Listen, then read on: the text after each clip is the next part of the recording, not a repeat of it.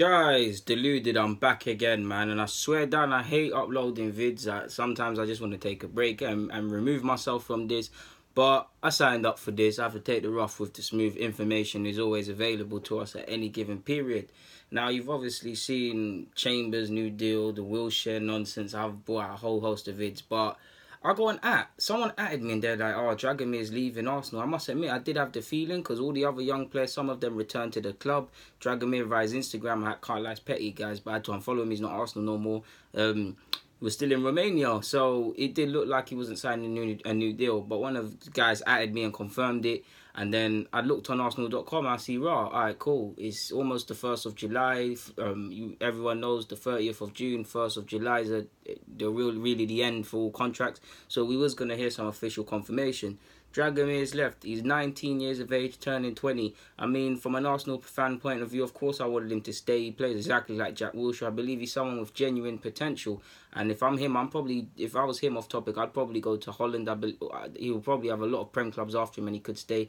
But I'd probably go to Holland. It suits his football better and develop and them thing there. But yeah, but from an Arsenal fan point of view, of course, I want the best players to stay. We've been here with Gnabry that hurt, Chris Willock hurt, Benatia really hurt because I believe he's joining a top club very soon in the next 18 months to 2 years. Marlon, he's been promoted to first team at PSV. I support all of these men moving because at the end of the day, they owe no one nothing but themselves to make it as a professional footballer. If all of these players stayed on top of the players that are here, on top of the players that are allegedly coming in, it's a melting pot essentially. So they all need to do what's best, and you don't want to look back in your career at any moment and say, I'm not where I am at this current moment in time because of so and so, because of this and that. So I rate Dragomir. I did say, I tweeted it, I've said it before, I don't know how his contract was allowed to run up, but it has, and he's departing the club. It sucks because for all his ability, people don't understand, when you sign for a top 6 club or any side, the ability is what gets you there. The ability is why he was shining at 15 years of age in his homeland. He moved to Arsenal. It's crabs in a barrel. Yeah, you're talented. Yeah, you got technical abilities, but so what?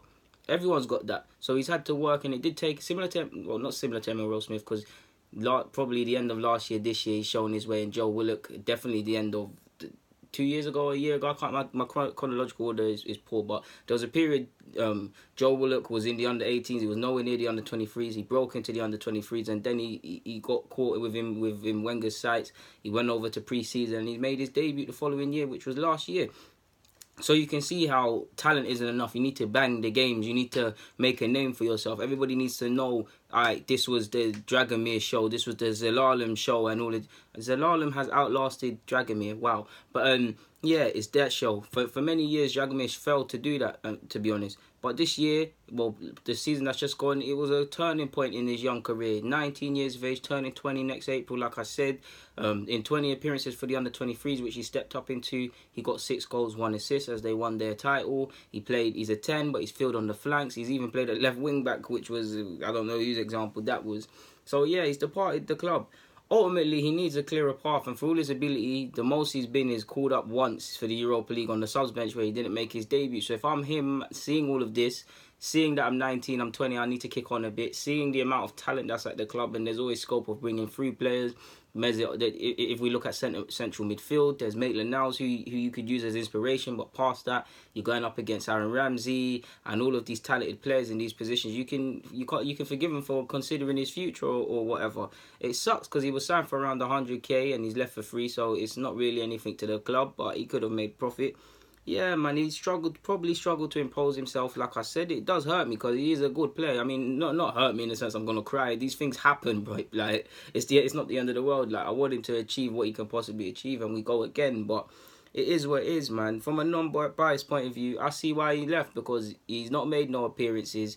He's seen the likes of Maitland-Niles, Josh De Silva make debuts, Joe Willock, and all of these guys ahead of him. You've got to consider your future and do what's best. So something needs to change. For me, if I'm him, I'll consider Premier League clubs. I'd probably consider a number of offers overseas. Italy for the lifestyle, because for some reason I see him getting a lot of interest from Italian clubs. And I'd probably consider Holland because it will allow him to develop and things like that, and then come again. But equally, I'd consider staying in London or staying in England, better yet. I mean, he had good games. He showed out against Spurs. He done his thing against, United when he was playing on the flanks, and he scored. It's a good sign. It's sad that he leaves, but it is what it is at this moment in time. There's still small hope that he'll sign a new deal, but on the official confirmation by Arsenal, he was announced as the release list. He's been offered a new deal. I guess there's still scope to sign it, but he must have told the club his intentions by now. So yeah, a whole host of players obviously got released. We already know the likes that have been released, along with a number of young players and Dragomir. Interestingly enough, though, you didn't see Josh Dasliva on that article, to be fair with you. His contract allegedly was running up. I didn't even know that. He was spotted at, I believe he was spotted back at training at Arsenal. So we have to assume he might have signed a new deal, or he's trying to stay or whatever. But it is a bit telling how there's no official confirmation on Josh's situation at the moment, to be honest with you. I mean, Dragomir leaving, it like when Willock and Gnabry and Marlon and Benassia and all these players at a period left, it now opens the door to some talented other younger players. Emmanuel Smith, he seems to be in the process of being converted into a central mid/10 full time now.